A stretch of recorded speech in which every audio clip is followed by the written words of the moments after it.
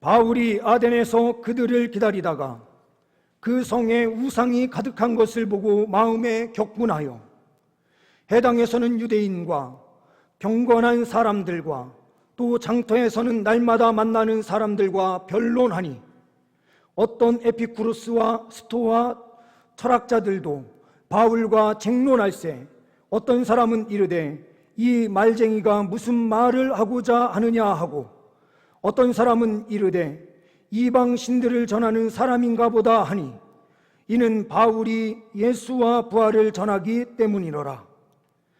그를 붙들어 아레오바고로 가며 말하기를 내가 말하는 이 새로운 가르침이 무엇인지 우리가 알 수 있겠느냐. 내가 어떤 이상한 것을 우리 귀에 들려주니 그 무슨 뜻인지 알고자 하노라 하니 모든 아덴 사람과 거기서 나그네 된 외국인들이 가장 새로운 것을 말하고 듣는 것 이외에는 달리 시간을 쓰지 않음이더라.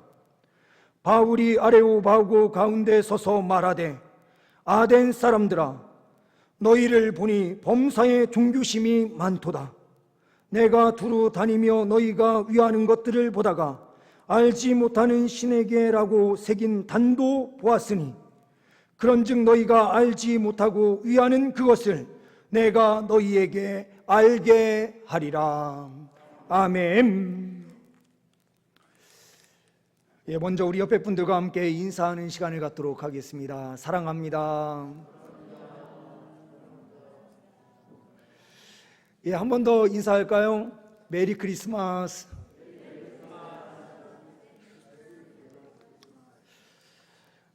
오늘 찬송은 제가 음정박자까지 다 틀려서 더 은혜스럽게 찬양하신 줄 믿고요. 용서와 자비를 이 시간 바랍니다. 찬양 연습을 많이 해서 올라온다고 하는데도 가끔 이게 잘 음이 안 맞을 때가 있습니다. 오늘 우리가 함께 말씀을 나누게 되는데요. 이 시간 주님께서 친히 이 가운데 임재하여 주셔서 우리 성도님들에게 힘과 능력을 주시는 줄 믿습니다. 준비된 PPT를 먼저 보시면서 함께 말씀을 나누려고 합니다.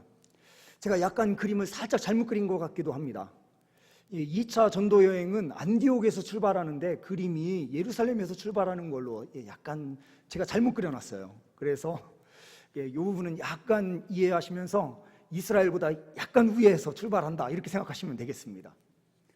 수리아 지역의 안디옥 이 지역에서 출발을 해서 아시아 남부 쪽 갈라디아 남부 그리고 아시아 밑에 쪽을 거쳐서 소아시아 쪽으로 가서 복음을 전도하려고 하는 바울의 계획을 가지고 나아가고 있는데요. 하나님께서 어떠한 섭리와 그 계획 속에서 바울에게 환상을 보여주십니다.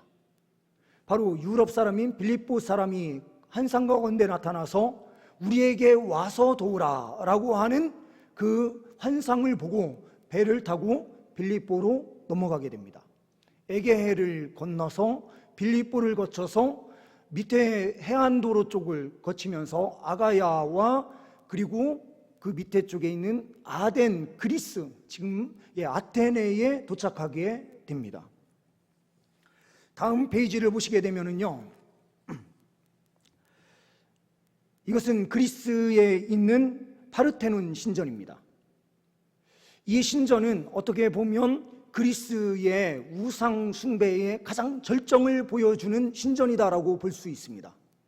다음 사진을 보시면 이 위치가 얼마나 높은 위치 그리고 모든 사람이 볼 수 있는 곳인지를 우리는 사진을 통해서 볼 수가 있습니다. 어느 곳에 있든 아테네의 어느 쪽에 있든 이 신전이 보인다라고 생각하시면 될 것 같습니다. 다음 페이지를 보시게 되면 그 밑에 쪽에도 유적들이 많이 발견되는 것을 보게 됩니다. 아무래도 신전이 있는 쪽에 많은 사람들이 몰리게 되고 그 주변에 시장이라든가 여러 사람들이 왔다 갔다 할 수 있는 공간들 이런 것들이 많이 만들어지게 되면서 밑에 유적이 많이 발견되고 그리고 이곳에서 아마도 바울이 복음을 전하지 않았나라는 생각이 듭니다. 저 파르테논 신전은 아테네의 수호신으로 알려져 있는 여신입니다. 아테나라고 하는 여신. 이 신은 전쟁의 여신이면서 지혜의 여신이었습니다. 이 여신이 이 아테네 지역을 보호한다라고 생각을 했기 때문에 가장 영광스러운 자리에 다른 신상보다 더 높은 곳에 이 신전을 짓고 섬겼던 것입니다. 알려지기로는 이 아덴 지역에 약 3만 개의 우상이 있었다라고 전해지고 있습니다. 다음 페이지를 보시게 되면 우리가 본문 말씀을 읽다 보면 두 개의 철학파가 등장하는 것을 보게 됩니다. 하나의 철학파는 에피쿠로스, 그리고 또 하나는 스토아. 이 에피쿠로스 학파는 쾌락주의 사상을 가지고 있습니다. 아타락시아라고 해서 정신적인 쾌락을 추구해요. 육체적인 쾌락도 어느 정도 이야기하긴 하지만 더 중요한 것은 정신적 쾌락을 중요하게 생각을 합니다.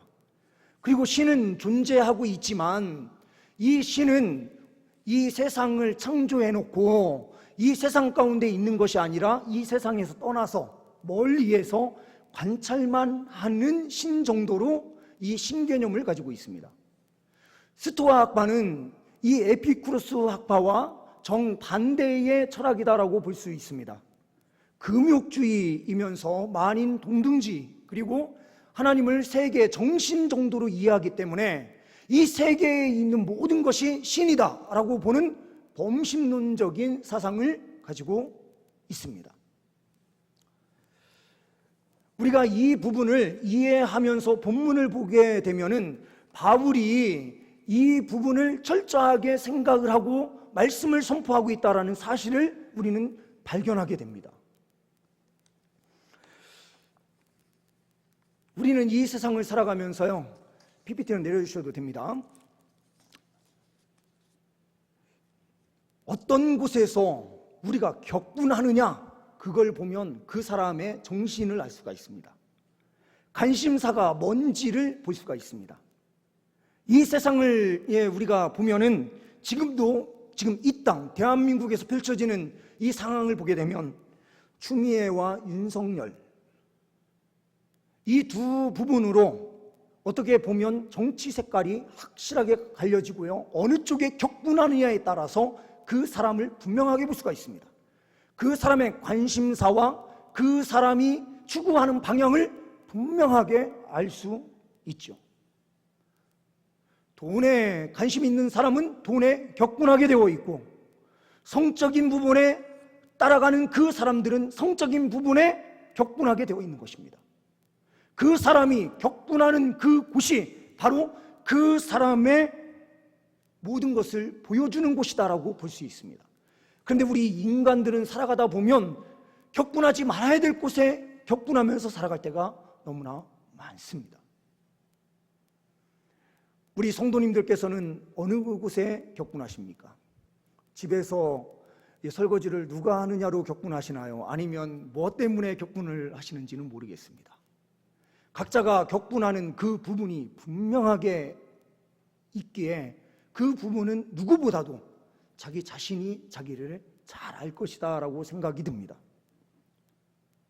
오늘 바울 사도는 우리와 다른 격분을 가지고 있었던 것 같아요. 아덴 지역을 가만히 돌아다니면서 보았더니 우상이 가득한 것을 발견합니다. 그 우상이 많은 것에 마음이 격분이 일어나게 되고, 이 마음을 어찌할 바를 모르는 거예요. 바울의 관심사는 오직 복음이었습니다. 오직 하나님의 말씀이었습니다. 하나님의 말씀에 격분하는 삶을 우리가 살아야 되는데, 우리는 세상의 정치에 격분하고 세상 것에 격분하면서 우리는 이 세상을 잘 살고 있다고 하는 착각 속에서 살아갈 때가 너무나 많습니다.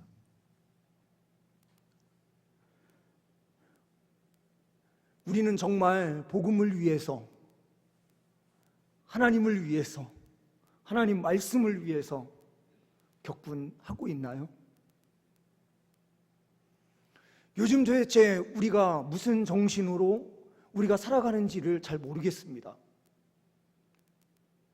어느 부분에서 격분해야 될지도 잘 모르는 것 같아요. 그 이유가 무엇일까? 우리의 정신세계, 우리의 관심사가 복음 안에, 하나님 말씀 안에 있는 것이 아니라 세상 바깥에 있는 것이기 때문이 아닐까라는 생각을 해보게 됩니다. 또한 세상은 우상으로 가득 차여져 있는데 그 우상이 가득 차여져 있었던 이유는 무엇입니까? 철학이 발달하면 발달할수록 사고의 체계가 더 확실해지니 우상은 사라질 것처럼 보이는데, 철학이 발달하고 학문이 발달하니 우상이 더 많아지는 것을 우리는 발견하게 돼요. 우리가 살아가는 이 세상도 마찬가지입니다. 새로운 AI가 만들어지고 알파고라는 것이 만들어졌는데, 이 알파고가 처음에는 알파고리, 그리고 알파고 마스터, 그 다음에 알파고 제로까지 그 버전이 점점 발달되어서 새로운 그 알파고가 나오고 있대요. 이세돌한테 졌던 그 알파고는 이제 더 이상 존재하지 않습니다. 옛날에 그 알파고와 지금 새로 나온 알파고가 바둑을 같이 두면 100% 지금 알파고 제로가 100% 승리한다고 합니다.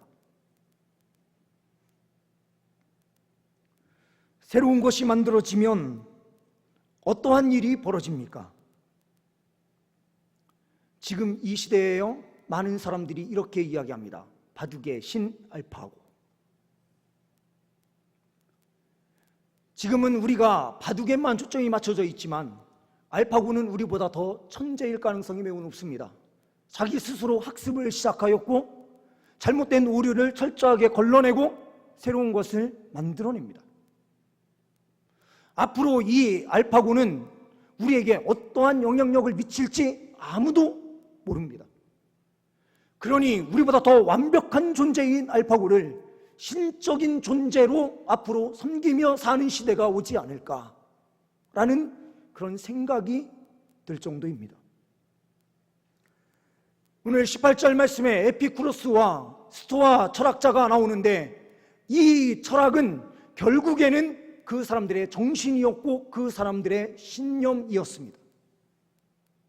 그 철학으로, 그 잣대와 그 기준으로 바울이 전하는 복음을 듣고 있는 것입니다.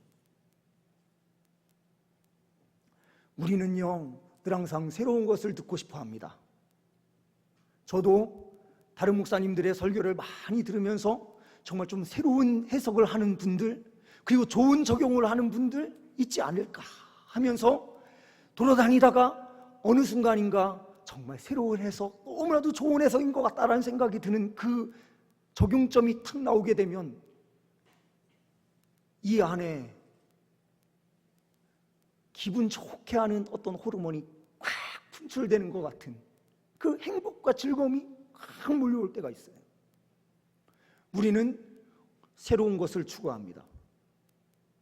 그래서 입던 옷도 항상 새로운 것을 추구하고 새로운 유행을 따라가는 것이 가장 좋은 것처럼 보입니다. 아이들을 교육하는 방식에서도 가장 좋은 최신 유행을 따라서 교육하고, 우리 아이들을 어떻게 키워야 하나 하는 그 부분에서도 언제나 새로운 것을 찾아 헤매는 것이 우리의 모습입니다.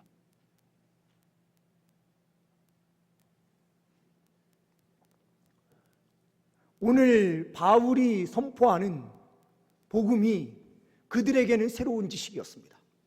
그들이 알고 있었던 종교는 언제나 윤회설이었고, 그리고 영적인 존재를 이야기하지만 그 영적 존재는 영만 살아있는 것이지, 불멸성을 가진 것이지, 죽은 육체가 다시 살아난다라고 하는 이 개념은 철학적 사상에서는 없었던 거예요.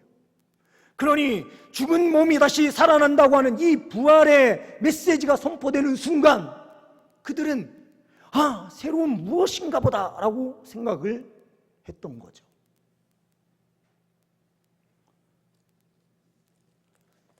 새로움을 추구하는 사람들 안에 무엇이 자리 잡고 있습니까? 새로운 지식으로 만들어내는 모든 것들을 우리는 우상화하는 경우가 너무나도 많습니다. 바울이 선포한 그 복음도 이 사람들은 우상화하기 위하여 어떻게 우상화할까를 생각했는지 몰라요. 아니, 부활이라는 그런 걸 이야기하는 종교가 도대체 어떠한 종교인가? 알지 못하는 신이라고 하는 그 제단에 부활신이라고 갖다가 이름을 붙였는지도 몰라요.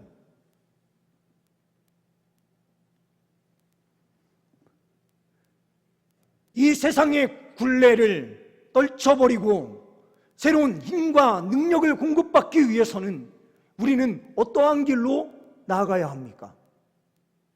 오직 복음뿐입니다. 우리 본문 읽지는 않았지만 24절 이후로 계속해서 바울이 이야기하는 것은 그들의 철학, 개념, 그들이 가지고 있었던 관념을 철저하게 깨트리는 것이었습니다.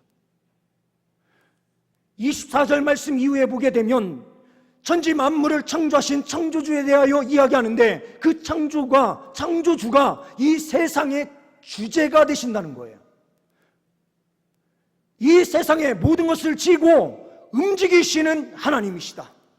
그러므로 에피쿠로스 학파가 생각했었던 자연신교의 하나님이 아니시다. 그리고 이 땅에 있는 모든 것을 다 우상으로 만든 이 모든 것도 또한 잘못된 것이다.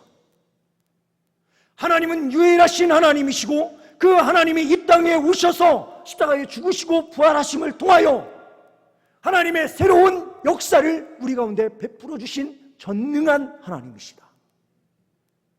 이것을 바울이 선포하고 있는 것입니다. 오직 복음만이 이 세상을 살리는 것인데 세상 사람들은 어떻게 하고 있습니까? 바울을 데리고 어디로 이동하고 있나요? 아레오바고라고 하는 곳으로 이동하고 있는 것을 보게 됩니다. 본문 말씀에서 이야기하는 아레오바고는 그럼 어디인가?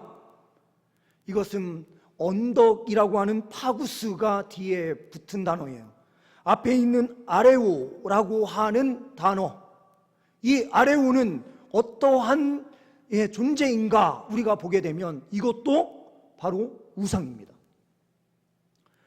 호메로스의 서사시를 보게 되면 아레오는 어떠한 신이었냐면 전쟁의 신이었는데요. 이 전쟁의 신에 딸이 있었습니다. 근데 이 딸을 납치해 간 알키페라고 하는 또한 신이 있는 거예요. 이 존재가 그 딸을 납치해 데려가 융간한 후에 그 딸을 죽여버린 거예요.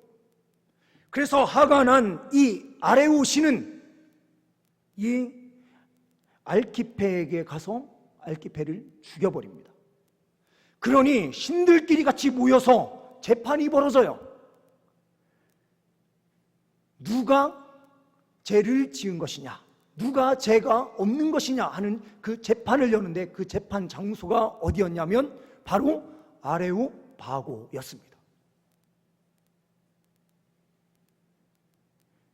여기에서 평의회, 지금 우리 교회로 이야기하면 공동회 같은 것이 열렸던 장소가 바로 아레오바고였던 거예요.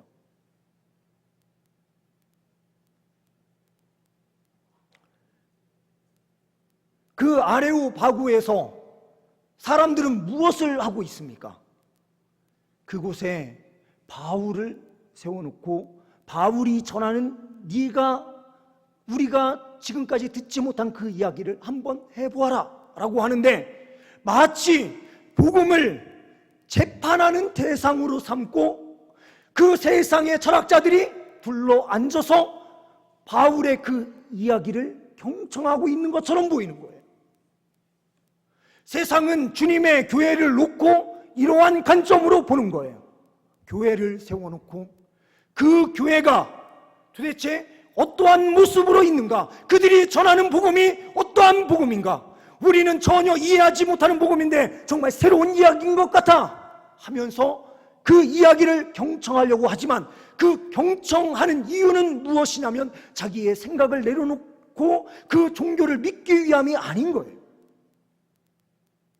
그것을 또 하나의 우상으로 세우기 위하여 그들은 그의 음성을 듣고 있는 것입니다. 3만 개의 우상 중 하나로 이 복음을 듣고 있는 그 사람들,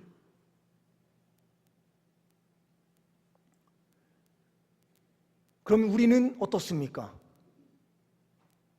하나님의 말씀을 재단하는 자로 서서 심판자인 것처럼 하나님의 말씀을 듣는 자리에 우리가 있는 것은 아닙니까? 진실되게 하나님의 말씀을 사랑하면서 나를 구원하는 그 복음의 말씀은 오직 우리가 알고 있는 예수 그리스도를 통하여 주신 그 복음 외에는 다른 것이 없어라고 하는 그 확신을 가지고 하나님의 말씀을 부여잡는 자리에 우리가 있습니까?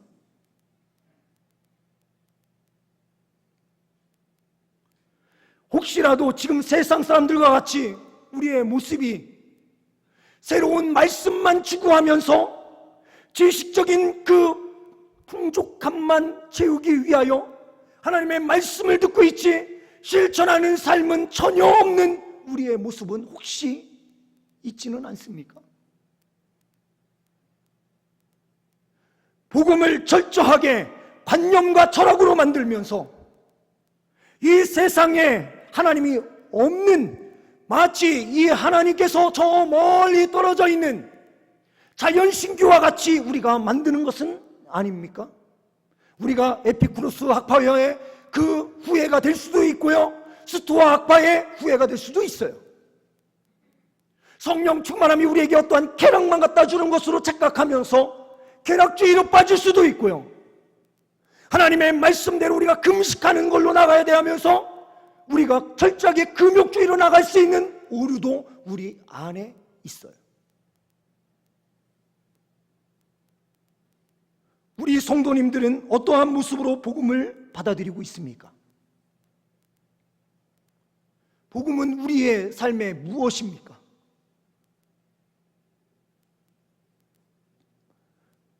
복음이 정말 우리 안에 능력 있는 것으로 지금도 요동치고 있는지 우리의 삶을 다시 한번 점검해 볼 수 있기를 소망합니다.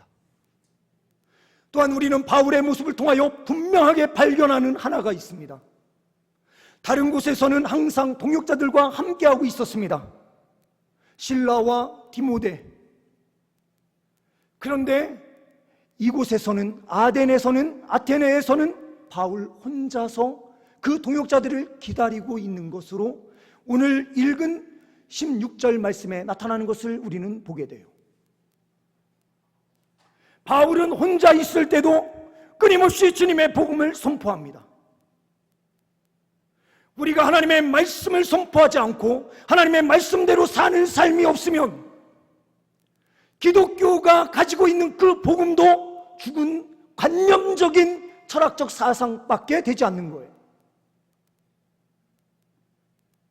세상의 한 중심에서 끊임없이 주님의 복음을 들고 선포하는 길로 끊임없이 나아갈 때에 하나님의 복음은 그 자리에서 역동성을 가져요. 하나님께서 우리에게 멀리 떨어져 계신 분이 아니라 우리와 함께 하시는 하나님이구나. 저 사람은 뭔가 다른 모습을 보니 우리와 다른 모습이 있는데 그 모습은 그의 지식이 아니라 신적인 권능이구나라는 사실을 보아야만 세상 사람들은 주께로 돌아오게 되어 있는 거예요. 동역자들이 함께 있든 혼자 있든 언제나 복음을 선포하고 있는 바울의 모습. 우리는요, 회사에 가서 나 혼자 교회를 다니는 그리스도인이다 하면 아무 소리 하지 않고 있습니다. 나만 잠잠하면 아무도 모르니까. 그러나 바울은 혼자 있을 때에도 수십 대의 일에 철학자들과 싸우는 그 자리에서도 담대하게 주 예수 그리스도의 복음을 선포하며 나아갑니다. 어떤 사람들은 말하는지 모릅니다. 34절 말씀을 보게 되면 몇 사람이 그를 가까이하여 믿으니 몇 사람이다라고 하는 이 단어를 보고 그의 설교는 실패한 설교다라고 말하는 사람들도 있어요. 그러나 실패한 설교가 아닙니다. 그 가운데 하나님께서 작정하신 사람이 주께로 돌아오는 역사가 일어났기 때문에 그렇습니다. 아레오바고에 갈리었던 디오누시오, 그리고 다마리, 그리고 다른 사람들도 있었다라는 고백을 분명하게 기록하고 있습니다. 우리가 포기하지 않고 세상 한 중심 가운데 하나님의 말씀을 전하면 그들은 반드시 돌아오게 되어 있습니다. 우리가 포기하고 우리가 전하지 않으면 우리 기독교의 사상은 철학으로만 그치는 거예요. 능력이 없는 다른 세상의 종교와 똑같은 우상으로 남게 되어 있어요. 그러나 바울은 그의 선포를 통해서 분명히 다름을 보여주고 있습니다. 그들의 생각을 바꾸고 그들이 철학적 사상을 따라가는 것이 아니라 예수 그리스도의 십자가를 따라가도록 인도하는 그 역할을 수행하고 있습니다. 우리 성도님들의 삶은 어떠한 삶이 있으십니까? 새로운 지식을 따라서만 우리가 살아가는 것은 아닙니까? 정말 복음을 위한 길로 세상 한 중심 가운데 서서 우리가 정말로 그렇게 살아가는지, 우리의 관심사가 어디에서 격분하고 있는지, 정말로 복음을 위해서 우리의 모든 것이 격분하여 주님의 말씀을 전하지 않고는 안 되는 심정이 우리 안에 생기는지, 교회의 책임이 무엇인지 세상을 향하여 분명하게 보여줘야 될 우리가 세상의 똑같은 모습으로 삶으로, 그래 너희들 그렇게 해봐야 우리와 다를 바 전혀 없잖아, 종교인이라고 하면서 성적인 타락 똑같이 저지르고 물질의 탐욕 똑같이 가고 그리스도인이라 말하면서 교육도 세상과 똑같은 방식으로 하면서 무슨 그것이 교회냐라고 말할지도 몰라요.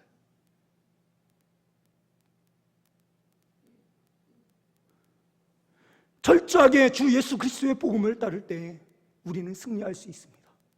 이 세상의 굴레를 끊어버릴 수 있는 힘은 세상의 지식이 아니라 주 예수 그리스도의 복음뿐입니다.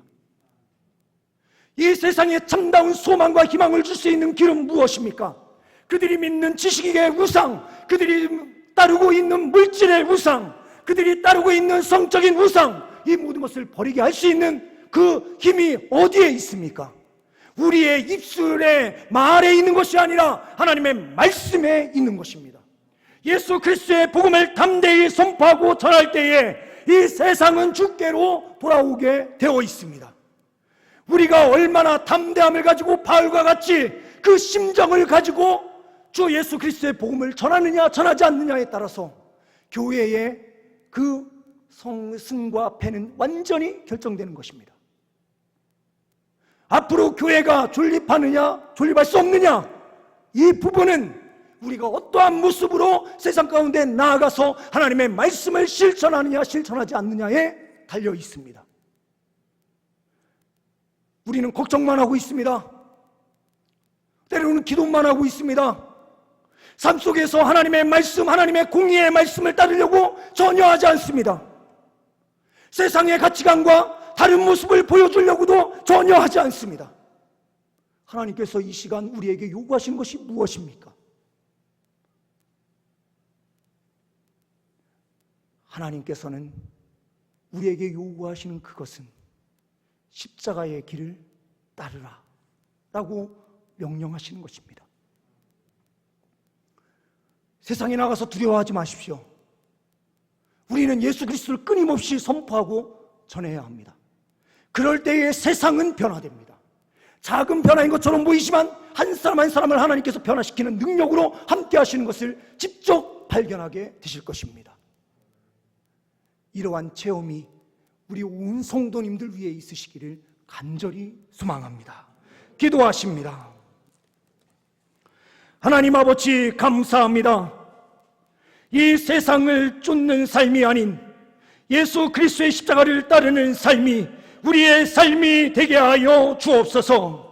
세상의 우상과 똑같은 기독교를 만들지 않는 우리가 되게 하여 주옵소서. 생명력 있는 그리스도인의 공동체, 하나님께서 원하신 교회의 모습이 우리의 교회가 될 수 있도록 주님 함께하여 주옵소서. 우리 주 예수 그리스도의 이름으로 기도하옵나이다.